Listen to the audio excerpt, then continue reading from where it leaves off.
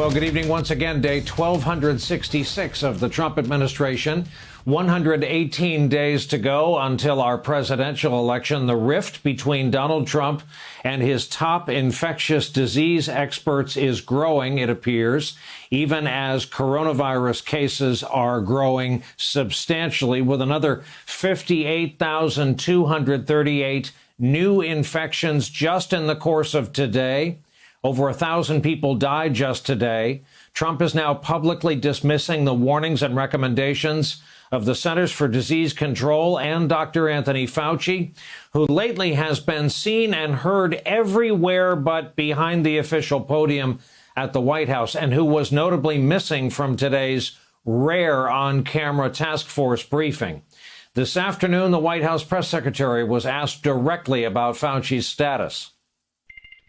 Does the president still have confidence in Dr. Fauci? The president has confidence in the conclusions of our medical experts, but it's up to him to determine what to do with that information and to take what we hear from Dr. Fauci, Dr. Birx, and others, and take what he values in their opinion and come to the ultimate consensus that's best for this country. What Donald Trump is hearing from Dr. Fauci and others are regular warnings about the current explosion of COVID-19 cases in our country, largely in the Sun Belt states, and what we are in for if we can't get this under control. Here is Dr. Fauci earlier today. What we were seeing is exponential growth. It went from an average of about 20,000 to 40 and 50,000. That's doubling. I think any state that is having a serious problem, that state should seriously look at shutting down. We've got to get our arms around this. We've got to be stringent. We've got to relook at what's going on. That goes against Trump's assertion that the U.S. is, quote, in a good place when it comes to handling this virus. With November in clear view, Donald Trump is flatly saying there will be no more shutdowns. He says the country is open for good. It's staying open. His latest push is to reopen our schools.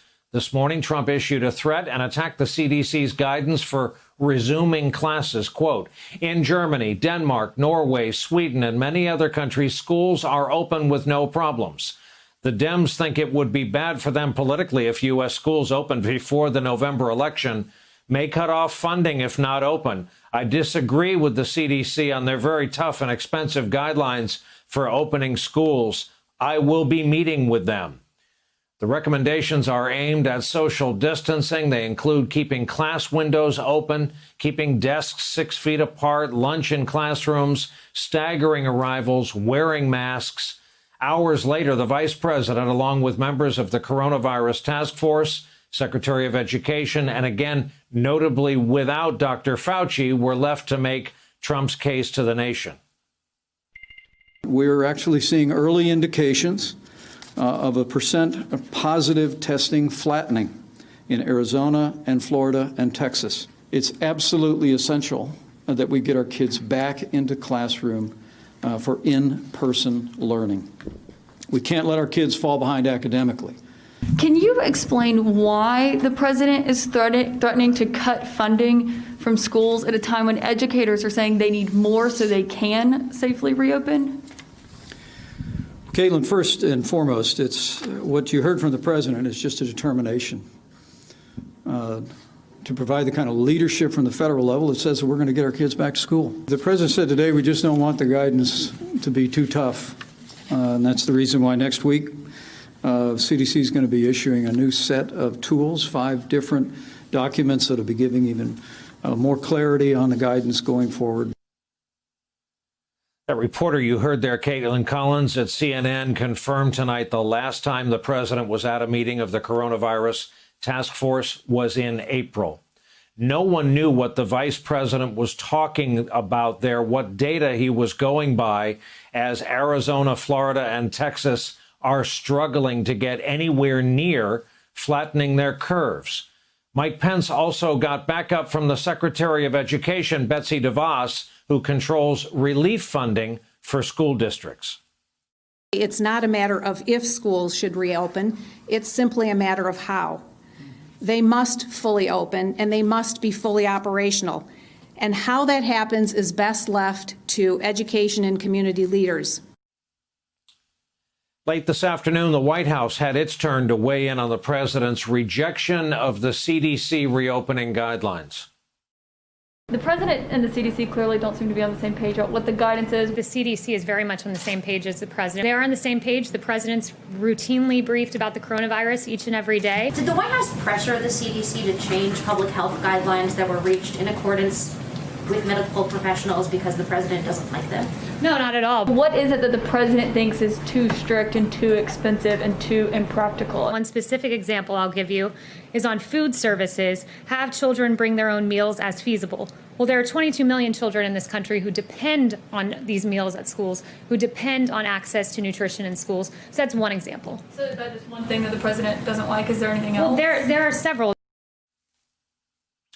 New York City school system, the nation's largest, has already announced its classes will be limited to only 1 to 3 days a week. New York Governor Andrew Cuomo says next month he'll announce New York's plan to reopen the schools, and he slammed the president for threatening to withhold funding. Doesn't work that way. It's not legal, it's not constitutional, and you're not going to bully New Yorkers. That's not going to happen, right? Threaten me, threaten me, threaten me. How many times have we been through this? I'm still here, right? Do you think the threat is going to work? As all this unfolds, the administration's task force coordinator is now advising people living in those regions where the coronavirus is spiking to return to the White House original Phase 1 recommendations. Asking the American people in those counties and in those states to not only use the face coverings, not going to bars, not going to indoor dining, but really not gathering in homes either, and decreasing those gatherings back down to our Phase 1 recommendation, which was 10 or less. So that, by any other name, is a form of reopening walkback. And then New Jersey Governor Phil Murphy just today ordered masks to be worn wherever people are gathered outside and where socially distancing is impossible. The mayor of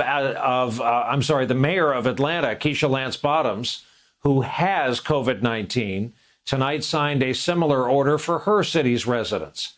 Meanwhile, the Tulsa City County Health Department director now says that Tulsa campaign rally the president held in late June, while poorly attended, quote, likely contributed to an increase, a spike they're having in coronavirus cases. Tulsa County in Oklahoma reported 261 confirmed new cases on Monday. That's a one-day record high. Another 206 cases on Tuesday. You'll recall several members of the president's advance staff also tested positive after that rally. The campaign insists it encourages masks and the use of hand sanitizer. Trump, as you may know, plans to hold his next rally on Saturday in Portsmouth, New Hampshire.